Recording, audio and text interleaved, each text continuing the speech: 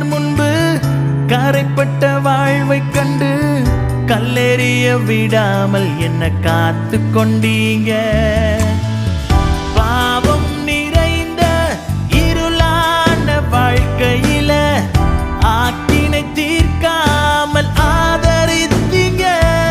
என்ன ஆற்றி தேற்றி அரவணைச்சிங்க.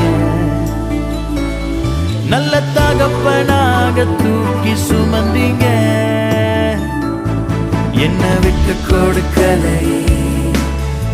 கொடுக்கலை சாத்தான் கையிலும் மனுஷன் கையிலும் விட்டு கொடுக்கலை.